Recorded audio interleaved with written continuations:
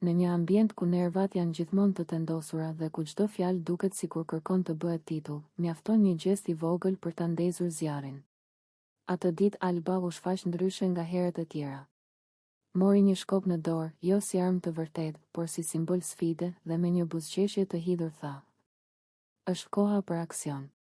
Kujt t'i bie e para? Ta nis nga vajzat apo nga djemb? Më mirë nga djemb." Në atë fjali kishte ironi, revolt, lodhje nga hipokrizia e grumbulluar. Ajo nuk po kërkonte dhunë fizike, po kërkonte përballje.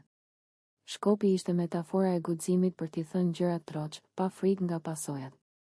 E para në radhë ishte Labinoti. Mes tyre kishte mbetur një plagë e vjetër fjalësh të pathëna.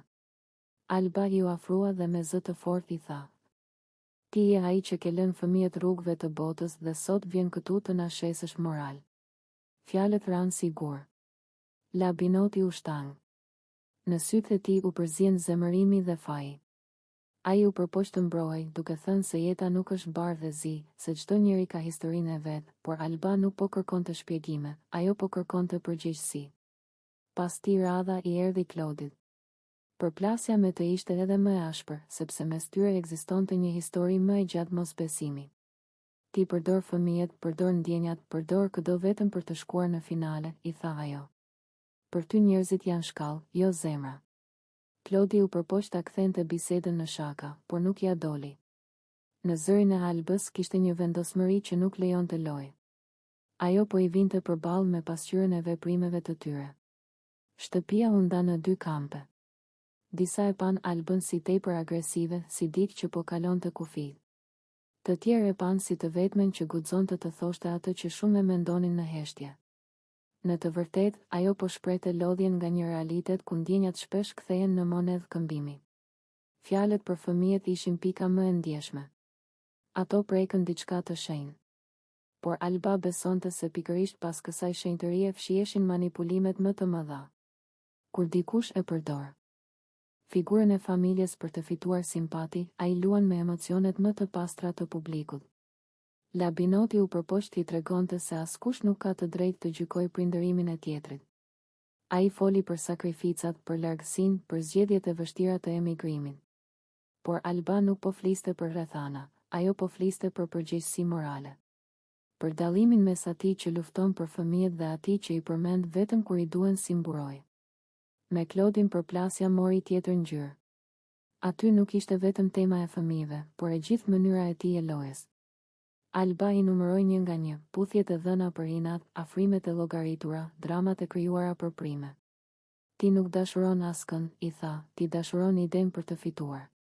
Klodi u ndjej i zhveshur para të gjithëve. Ai i akuzoi Albën se po kërkonte protagonizëm, se po luante rolin e gjykatëses. Por ajo i u përgjigj se nuk po gjykonte, por reagonte ndaj asaj që shitet çdo ditë. Në thelb, ajo sken tregoi përplasjen mes dy botëve, botës së imazhit dhe b. Në çdo bashkëjetesë njerëzish krijohen marrëdhënie të padukshme që shpesh peshojnë më shumë se ato që shihen me sy. Brenda një shtëpie ku të gjithë jetojnë në vëzhgim, ku çdo fjalë mund të kthehet në titull dhe çdo gjest në histori, e vërteta bëhet e vështirë për t'u dalluar nga loja.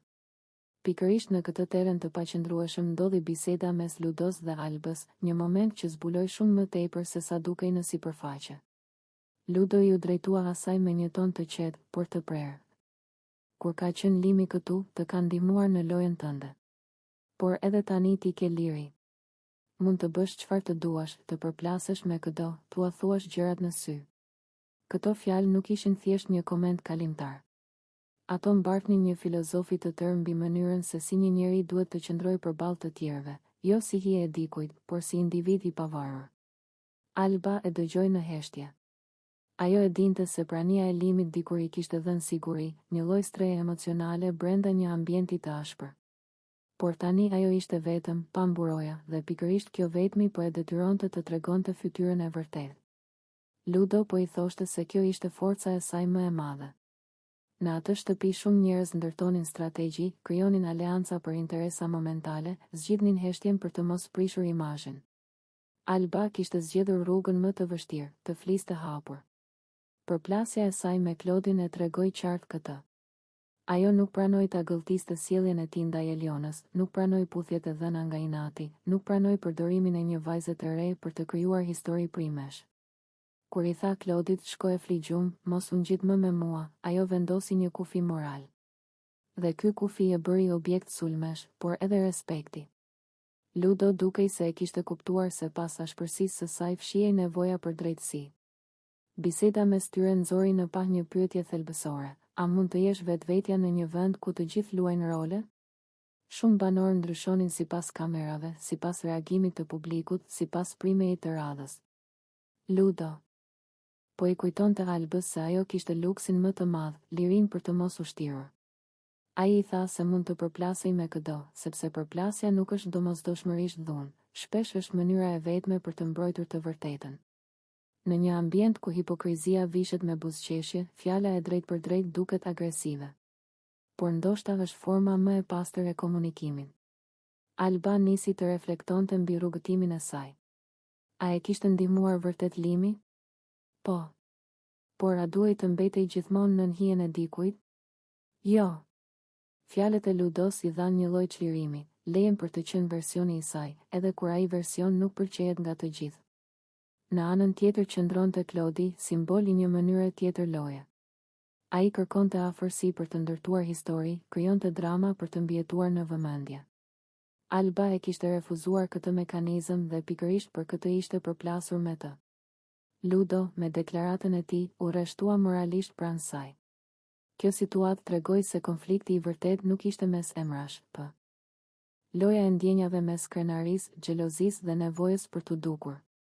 Marrëdhëniet njerëzore janë një labirint i ndërlikuar emocionesh, ku shpesh njeriu humbet rrugën mes asaj që ndjen vërtet dhe asaj që dëshiron të duket para të tjerëve. Historia mes Klodit, Benitës dhe Elionës është shembull tipik i kohës sonë, ku ndjenjat përzihen me egon, ku dashuria kthehet në skenë dhe ku veprimet bëhen më shumë për reagimin e publikut sesa për zërin e zemrës. Ajo që në fillim duket si një marrëdhënie e thjeshtë mes dy njerëzve, shndërrohet gradualisht në një trekëndësh emocionesh të papërmbajtura. Klodi dhe Benita nuk u përplasën brenda një dite. Mes tyre ishte krijuar prej kohësh një tension i heshtur. Në pamje të parë ata dukeshin të afërt, por poshtë asaj afërsie fshiheshin dyshime të mëdha.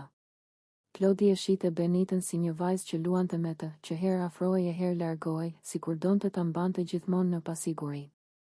Benita, nga ana tjetër, e shite Klodin si njëri që ndërtonte një figurë për kamerat, që dinte të fliste bukur, por jo të ndjente thellë. Këto perceptime, të drejta apo jo, u bën muret që i ndan. Debati i madh mes tyre ishte vetëm shpërthimi i asaj që ishte grumbulluar. Fjalët dolën të ashpra, pa filtra. Klodi i tha se ajo nuk di të jetë e vërtetë, Benita i u përgjigj se ai është fallto dhe se di vetëm të bëjë lojën e çifteve. Në atë moment nuk fliste më arsyeja, por krenaria e lënduar. Secili kërkonte ta fitonte betejën me fjalë, pa kuptuar se po humbnin diçka më të rëndësishme, mundësinë për t'u kuptuar. Njeriu kur ndihet i sulmuar, instinktivisht kërkon të mbrohet. Por mënyra si mbrohemi tregon kush jemi. Benita zgjodhi provokimin. Ajo e dinte dobësinë e Klodit dhe vendosi ta prek pikërisht aty. Puthja ndaj Elionës nuk ishte thjesht një gjest, ishte deklaratë lufte. Me atë veprim ajo kërkoi t'i tregonte Klodit se nuk e kishte nën kontroll, se mund ta lëndonte po aq sa ai e kishte lënduar me fjalë. Por ajo nuk e mendoi pasojën. Nuk mendoj se duke përdorur një njeri tjetër si mjet hakmarrjeje, po e kthente dashurinë në lojë të rrezikshme. Eliona u bë papritur personazh kryesor në një histori që nuk e kishte zgjedhur vetë. Heshtja e saj, hutimi i saj, tregonte se po përdorej si pasqyrë e inateve të tjerëve. Reagimi i Klodit ishte po aq emocional. Nga inati ndaj Benitës, ai shkoi dhe puthi po Elionën. Në atë sekond u thye çdo kuptim i pastër i puthjes. Ajo nuk ishte më shprehje ndjenje, por mjet për të kthyer goditjen. Klodi deshi t'i tregonte Benitës se edhe ai mund të luante të njëjtën lojë, se nuk ishte i dobët, se nuk do të dilte i humbur. Por ai ishte vërtet fitore? Në thelb, të dy u bën skllëvër të egos së tyre. Veprimet e tyre nuk udhëhiqeshin më nga ajo që ndjenin, por nga ajo që donin t'i provonin njëri tjetrit. Dashuria, nëse kishte ekzistuar ndonjëherë, u mbulua nga tymi i xhelozisë. Kjo histori tregon një të vërtetë të madhe për shoqërinë tonë. Shpesh njerëzit nuk dashurojnë për të ndërtuar, por për të fituar. Ka momente kur një fjali e vetme mjafton për ta zhveshur njeriu nga çdo maskë. Në mes të zhurmës, të dritave dhe të dramave të krijuara me qëllim, del dikush që flet drejt, pa frikë. Kështu ndodhi kur Alba i u drejtua Klodit me fjalët e saj të ashpra. Shko e fligjum, mos u ngjit më me mua. Unë nuk përdor një 18 vjeçare duke e puthur, duke e përkëdhelur, vetëm për të shkuar në prime e për të bërë drama. Jo, ti je ai që bën drama. Është një skenar që e ke bërë në një reality show tjetër dhe vjen ta përsëritësh edhe këtu. Këto fjalë ranë sigur mbi një sipërfaqe të qetë. Nuk ishin thjesht akuzë, ishin pasqyrë. Alba nuk po fliste vetëm për një puthje, por për një mënyrë të tërë sjelljeje, për një logjik që e kthen njeriu në mjet dhe ndjenjën në dekor. Klodi deri atë moment ishte përpjekur të ndërtonte figurën e djalit të ndjeshëm, të atij që lëndohet, që dashuron me pasion. Por veprimet e tij tregonin diçka tjetër. Përplasja me Benitën, afrimi i menjëhershëm me Elionën, puthjet e dhëna nga inati, të gjitha krijonin pamjen e një strategjie, jo të një zemre të trazuar. Dhe Alba e lexoi këtë qartë. Ajo nuk foli me ton xhelozie, por me ton zhgënjimi njerëzor. Në fjalët e saj kishte diçka më të thellë, refuzimin për të bërë pjesë e një loje ku ndjenjat përdoren si skenar televiziv. Mos u ngjit më me mua, kjo fjali ishte kufi moral. Ajo po i thoshte se jo çdo gjë lejohet vetëm sepse ka kamera. Klodi reagoi i nervozuar. Ai u përpoq ta kthente bisedën në debat personal, duke thënë se askush nuk e njeh zemrën e tij. Por problemi nuk ishte çfarë ndjente ai, por çfarë zgjidhte të bënte me ato ndjenja. Kur një njeri puth dik për t'i bërë inat një tjetri, ai nuk po dashuron, po manipulon. Benita e kishte provokuar, është e vërtetë. Ajo kishte luajtur me kufit e xhelozisë së tij. Por zgjedhja për ta përdorur Elionën si kundërpesh ishte e Klodit. Askush nuk e detyroi të shndërronte një vajzë të re në mjet për prime. Këtë e theksoi Alba, drama nuk lind vetë, por prodhohet nga ata që kanë nevojë për vëmendje. Në atë shtëpi, çdo veprim zmadhohet. Një prekje duket si deklaratë dashurie, një puthje si tradhti kombëtare. Por Alba e zhveshi skenën nga efekti teatral. Ajo e solli në tokë, jashtë kamerave mbetet vetëm karakteri. Dhe karakteri i Klodit po duke i dobët. Shumë njerëz e justifikojnë atë me argumentin e moshës së Elionës, me faktin se ajo është 18 vjeç dhe e aftë të vendosë vetë. Por çështja nuk është ligjore, është morale. Kur dikush përdor afërsinë fizike për të ndërtuar narrativ, ai e ul tjetrin në nivel objekti. Pikërisht këtë nuk pranoi Alba. Fjalët e saj zbuluan edhe diçka tjetër. Klodi nuk po e bënte këtë për herë të parë. Ajo i kujtoi se të njëjtin skenar e kishte luajtur në një reality tjetër. Pra nuk ishte gabim momenti, por model sjelljeje. Dhe kur diçka përsëritet, nuk quhet më impuls, por strategji. Në thelb, përplasja mes tyre nuk ishte personale, ishte përballje mes dy mënyrave për ta parë jetën. Nga njëra an Klodi, që fjalët që e tronditën shtëpinë. Ishte pasdite dhe shtëpia po zjente nga debatet e zakonshme. Tema e limit ishte kthyer sërish në tryez. Labinoti po fliste me disa banor për marrëdhënien që kishte pasur me të jashtë, duke lënë të nënkuptohen gjëra që Albës i u dukën të pista. Ajo po dëgjonte nga kuzhina, me duart e mbledhura grusht. Labinoti tha me ironi. Unë e njoh limit më mirë se disa këtu brenda. Aty Alba nuk duroi më. U afrua drejt tij me hapa të prerë. Ti, Labinot, duhet me i la dhëmbët para se me fol për limit, tha me zë që jehoj në sallon. Mos e përmend emrin e tij me atë gojë. Shpërthimi. Të gjithë ngrin. Labinoti qeshi me nënqeshje. Po çu bëre ti avokate e tij? Alba i u kthye ashpër. Ti je pervers. Po hedh kunja sikur ke pas diçka me të. Unë e di shumë mirë, kam pas shoqëri, vetëm shoqëri me limin. Ti nuk ke pas asgjë. Mira u ngrit nga divani. Alba qetësohu pak. Por ajo ishte futur në stuj. Mos luaj me moralin tim dhe me emrin e tij, vazhdoi. Po shpif për me u duk interesant para kamerave. Reagimi i Labinotit. Labinoti u skuq. Mos më ofendo mua. Unë s'jam pervers, por realist. Realist je kur flet të vërtetën, jo kur hedh helm, ja ktheu Alba. Ti po tenton me na përli të dyve. Banorët filluan të ndaheshin në dy kampe. Disa i jepnin të drejt Albës, të tjerë mendonin se po e tepronte. Arbeni ndërhyri. Mos e ktheni në luftë personale. Kufiri që u prek. Alba u afrua edhe më pranë Labinotit. Ta dhem për herë të fundit, për limit flet me respekt. Për mua po ashtu. Për ndryshe ke punë me mua çdo ditë këtu brenda. Zëri i Begjuti i ndërhyri me njëherë. Banor, kujdes gjuhën dhe distancën. Ofendimet personale nuk lejohen. Shtëpia u mbush me tension si para stuhis. Në dhomën e rrëfimit. Alba hyri e para, ende e nxehur. Nuk lejoj askënd me e përdor emrin e Limit për fantazit dhe veta të sëmura. Ai po mundohet me më ul si grua. Këtë se pranoj. Lotët i dolën pa dashje. Unë e kam dashur atë njeri në mënyrë intime, të pastër. S'ka të drejt askush me e ndodh. Versioni i Labinotit. Edhe ai u thirr. Ndoshta Alba e mori personale, tha. Por unë s'kam shpif. Ajo po më sulmon për me mbrojt një imazh. Produksioni i kujtoi se insinuatat pa fakte janë shkelje e etikës. Debati i madh në sallon. Mbrëmjen e po asaj dite u përballën sërish. Alba, ti luan me reputacionin e njerëzve. Labinoti, ti luan me viktimizim. Alba, unë mbroj të vërtetën. Labinoti, jo, ti mbron frikën tënde. Duartrokitje nervoze, britma, ndërhyrje. Shtëpia dukej si gjyq publik. Pasojat. Kjo përplasje e madhe ndryshoi ekuilibrat. Alba fitoi mbështetje nga shumë banor për guximin, por edhe kritika për ashpërsinë e gjuhës. Labinoti mbeti në lugë për insinuatat e tij.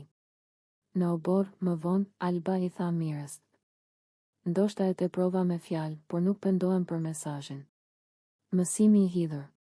Shtëpia e kuptoi se emrat e njerëzve nuk janë tokë për t'u gjuajtur. Një fjali mund të prishë gjithçka që është ndërtu. Dy zemra në të njëjtën stuhi. Mbrëmjen kur i dashuri i tyre doli nga shtëpia, dritat e Big Brotherit dukeshin më të ftohta se zakonisht.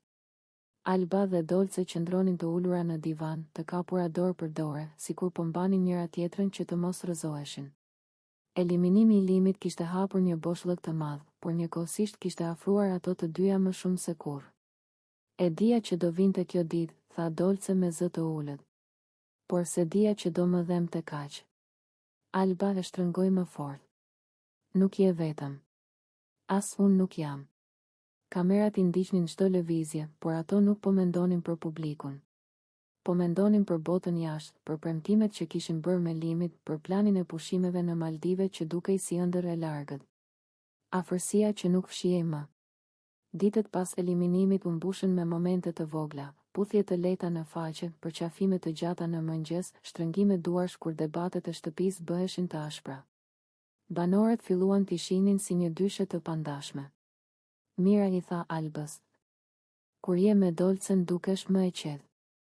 Sepse ajo më kupton pa folur, u përgjigj Alba.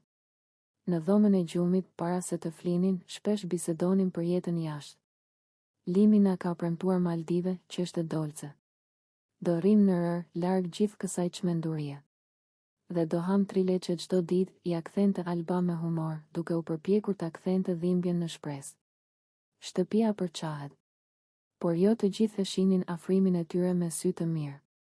Disa i quanin strategji, të tjerë lojë emocionesh. Arbeni komentoi. Këto po bëjnë çift për vota.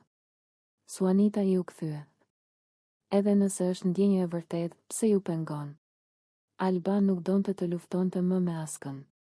Ajo thjesht donte të mbjetonte ditët pa Limit dhe prania e Dolces ishte i vetmi vend ku ndjeheje sigurt. Kujtimet me Limit. Një mbrëmje produksioni transmetoi klip me momentet e Limit brenda shtëpisë. Të dyja u përlotën. Ai na ka lënë një amanet, tha Dolce. Me qenë të forta deri në fund. Alba tundi kokën. Kur të dalim, do. Shkojmë të tre në ato pushime. Do e mbyllim këtë kapitull bukur. Ideja e Maldiveve u kthye në simbol shprese, det i kaltër, muzikë, ëmbëlsira, trileçe në tavolinë dhe qetësi larg kamerave. Puthjet që flisnin më shumë se fjalët. Në netët e gjata të shtëpisë, kur dritat zbeheshin, ato afroheshin pa frikë. Nuk kishte nevojë për deklarata të mëdha, mjaftonte një puthje e butë, një përqafim ku dëgjohej frymëmarrja e njëra tjetrës. Po na gjykojnë, tha Alba një herë. Le të gjykojnë, iu përgjigj Dolce. Ne po jetojmë momentin tonë. Dhe momenti i tyre dukej më i vërtet se çdo strategji loje. Ëndra jashtë mureve. Sa më shumë afrohej finalja, aq më shumë flisnin për jetën pas spektaklit. E imagjinon ditën kur do dalim të dyja dhe do na pres limi në aeroport, pyeti Dolce. Do qeshim me gjithë këto që po kalojmë tani. Alba buzëqeshi. Unë dua vetëm paqe, det dhe njerëzit që dua. Trileqja u bë shaka e tyre private, do e festojmë çdo fitore me një copë trileqe, thoshin. Dashuria shuhet në heshtje. Ishte një nga ato mbrëmje kur shtëpia dukej më e madhe se zakonisht. Dritat ishin zbehur, banorët rrinin të shpërndarë në përqoshe, secili i humbur në mendimet e veta. Produksioni vendosi muzikë në sfond dhe papritur u dëgjua kënga Dashuria shuhet në heshtje. Zëri i butë i këngës u përhap nëpër sallon si mjegull. Askush nuk foli. Disa ulën kokën, disa mbyllën sytë. Për Benitën ajo melodi nuk ishte thjesht këngë, ishte kujtim. Ajo po rrinte në divan me një filxhan çaji në dorë. Në vargjet e para buzët filluan t'i dridheshin. Në refren lotët i rëshitën pa e pyetur. Lotët që s'mbaheshin dot. Benita u përpoq t'i fshite, ktheu fytyrën nga dritarja, por kamerat nuk gënjeheshin. Supet i lëviznin lehtë nga të qarat e heshtura. Ajo këngë i kishte hapur një derë të vjetër brenda shpirtit. Mos qaj, i tha Mira me zë të ulët. Por Benita vetëm tundi kokën. Ka gjëra që nuk ndalen, pëshpëriti. Alba e pa nga larg. E njohu atë lloj dhimbjeje, jo spektakël, por plagë e vërtet. Afrimi i Albës. Alba u ngrit ngadalë dhe u ul pranë saj pa bërë zhurmë. Nuk i tha asgjë në fillim, vetëm i vuri dorën mbi shpinë. Ndonjëherë ngushëllimi nuk ka nevojë për fjali. Benita shpërtheu më fort. Po më mbyt kjo këngë, tha mes lotësh. Më kujton gjithçka që kam humbur. Alba e përqafoi. Fatin tënd, Benita, s'ta merr kush, i tha me zë të butë. As kujtimet, as dhimbjet, as gabimet. Janë të tuat dhe prej tyre do bëhesh më e fortë. Ato fjalë u ngulitën si dritë në mes të errësirës. Kujtimet e Benitës. Ajo filloi të flasë, sikur kënga t'ia kishte zgjidhur gjuhën. Unë kam dashur dikë që s'diti me më dash mbrapsht, tregoi. Gjithmonë kam menduar se dashuria duhet të bërtas. Por më e keqja është kur shuhet pa zë si kjo këngë. Alba e dëgjonte pa e ndërprerë. Edhe unë e kam mësuar vonë, i tha. Që disa njerëz ikin jo se s'na duan, por se nuk din të qëndrojnë. Shtëpia hesht. Banorët e tjerë i shikonin në qetësi. Për herë të pa. Nuk kishte thashe theme, as batuta. Vetëm dy gra që po ndanin një të vërtet njerëzore para gjithë vendit. Toni uli zërin e televizorit. Arbeni u largua pa bërë zhurmë. Ajo sken nuk ishte lojë. Biseda e natës. Kur kënga mbaroi, Alba dhe Benita dolën në obor. Ajo i freskët i natës u lehtësoi frymëmarrjen. Ti je më e fortë se ç'e mendon, i tha Alba. E di pse? Sepse ende di të qash. Kush qan, ende di të doj. Benita buzëqeshi mes lotësh. Kam frikë se njerëzit do më shohin si të dobët. Jo, ja ktheu Alba, dobësi është të shtiresh. Rrëfimi para kamerave. Më vonë, në dhomën e rrëfimit, Benita foli. Këtu brenda harrojmë se jemi njerëz. Sot e kujtova. Ajo këngë më çoi te vetja që kam lënë jashtë. Alba nga ana tjetër tha. Nuk dua të fitoj vetëm lojën. Dua të fitoj njerëzit. Sonte e pash Benitën si motër. Lidhja mes dy grave. Pas asaj nate diçka ndryshoi mes tyre. Ato filluan të pinin kafen bashk, të flisnin për gjëra të vogla, për fëmijërinë, për nënat.